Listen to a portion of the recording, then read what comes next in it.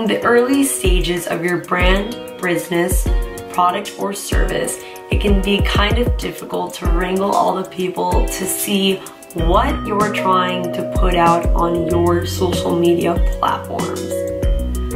So what I'm here to tell you is some tips and tricks on how to build a dedicated audience and to find that audience that you are looking for through doing some research, finding your niches, and also participating in some trends and really understanding the algorithm that happens between multiple and various different social media platforms. I know that it can be extremely intimidating really trying to find the people that really want to see your voice and your audience, but it's a lot easier than you think it might be. So thank you so much for clicking on this video. Please make sure to like, comment, and subscribe so that you can stay tuned on all of our tips and tricks and all of our future and past videos that we've created. And I hope that you really do enjoy your time here and that you really do immerse yourself in what we're trying to explain to you.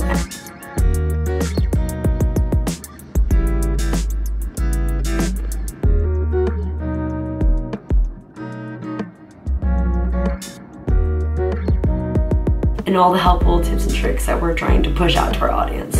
So before you even think about the kind of audience that you're trying to bring in, first question I want to ask you, what kind of product, business, or service are you trying to create? Is it a shoe company? Is it a water bottle company? Is it a hair salon? Is it the next big prebiotic soda? At the end of the day, honing in on the product that you're trying to create and the kind of service that you're trying to exemplify within your audience, then you can lead to everything else. But finding exactly what you're trying to create in this market is the first step, essentially. And of course, once you do find that specific product, brand, service, or even page that you're really trying to morph into or even create, then we can start talking about niches.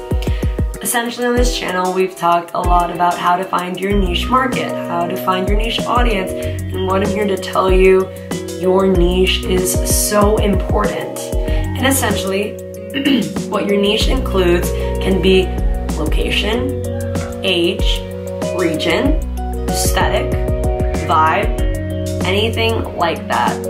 Or let's say that you even have a, vegan food product that you're trying to promote. Of course, trying to find those individuals who are vegan or individuals who don't eat dairy or etc.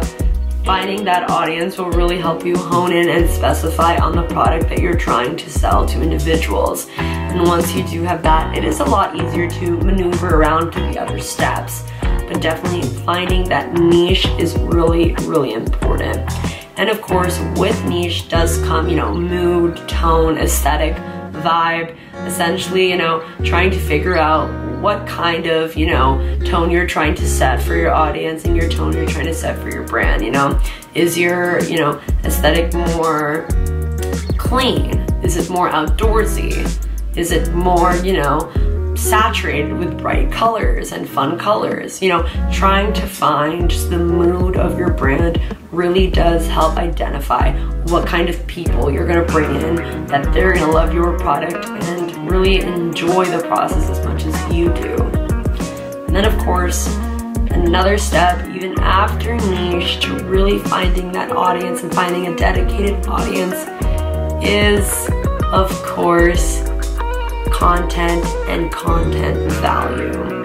At the end of the day, making content that you're able to really show your audience that you care about them and you care about, their opinion on your product is priceless. And of course, as many tips as I've said in the past, showing yourself in a natural environment and showing yourself really, giving that behind the scenes of that product, business, or service. So let's say that your product, you're trying to get it off the ground and you're really trying to build some, expertise around it and hype. I as a consumer would love to see how your product is made, take us into the process, show us step by step, even if it's, let's say that it's in kind of like a factory style, or it's, you know, being made on some sort of assembly line, you know, show us how that product is curated, you know. How did you pick the color of that product? Why did you pick the color of that product? What's the meaning behind your business? Like, at the end of the day, feeding all those ideas into the audience will really help keep them engaged on what you're trying to do with your business. And once you efficiently do that, you will be able to keep that dedicated audience going because you're letting them be involved in the process. And of course, another tip, kind of like in comparison to that, is also if someone in your comments, you know, really does have a suggestion or even like a feedback or even kind of giving you a review, make sure to be posting that. So let's say someone on your TikTok really does comment like a question or anything like that, make sure that you're answering those questions and make sure that you're getting to the audience and really hearing them and listening to what they have to say about your product, because at the end of the day, when you're listening to your audience, you are perfecting your brand and you are perfecting your product, and that's just going to help you have the best product or business or brand possible, because you are taking in all those suggestions and you are listening to your audience, and that's going to help them feel more connected. And when they're connected, they're able to build that easy relationship within the both of you. And of course, next, once you do have that audience, make sure that you are being consistent with your content. I know that, again, you know, making a ton of content can be really time consuming, but of course, you know, as your business does scale, definitely having someone to manage that is the most ideal thing, and just have their whole job, you know, dedicated to being a social media manager, because social media to grow your business is so important. But you might be asking me, what if I don't have the resources to hire a social media manager? What if my brand isn't there yet? And essentially what you can do is, again, what we've talked about a lot, is once a week, just find one piece of original content. Even if it's a 10-minute YouTube video, a 5-minute YouTube video, it doesn't matter. Slice up some parts of the different videos and truly use that as, you know, a 15-second TikTok, as an Instagram reel, as an IGTV. So essentially you are getting, you know, the most use out of one piece of content. And to be honest, it's worked so well for so many different brands, and people don't even realize that it is being repurposed. So that can really help build with consistency and really build that, you know, rapport with your audience. And essentially being consistent, even if it's just, you don't really necessarily have to post video content. You can also, you know, post your graphics, make sure you're posting stories, maybe even it's a Q&A. I mean, Q&As are super easy to post on your stories, and then it can really help your audience stay engaged, and they also feel that they are giving some feedback to you.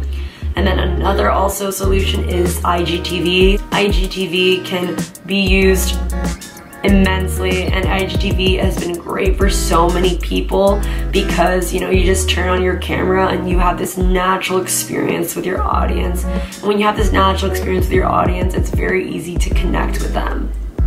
IGTV also has this option that you do get to duet with other individuals, and when you're able to duet, you guys are also both sharing two different audiences, and essentially that just means the more growth for both of you. So let's say that, you know, you find someone else that has the same interest and values of you as building a brand, collab with them, and you'll see definitely some movement come in with your audience. And of course, IGTV does really give you that personal factor that you probably are missing with your audience and you don't even realize. So definitely take that into account, utilize that. I mean, you'd be surprised with how much interaction you get. So essentially, thank you so much for clicking on this video. I hope that you really get a grasp on what it means to have a dedicated audience. And at the end of the day, what I leave you with is truly finding out your voice and showing your audience.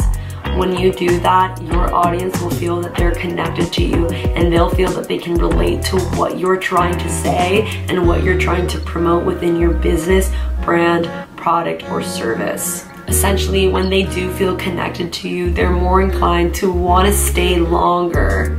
And you might not have a ton of followers, but at the end of the day, really building that value is what's gonna last you the longest when it comes to building that dedicated audience.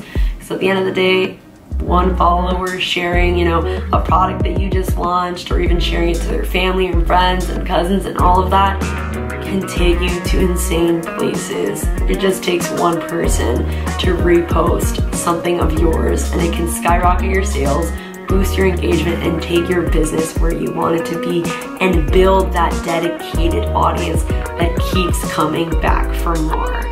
So again, thank you so much for watching, and thank you so much for taking some time out of your day to really just sit here with us and really just hear our videos and hear our marketing tactics, because all we want for you is that your business to grow and to be where you want it to be. So again, we hope to see you in the next video, and thank you so much for watching. Have a great day.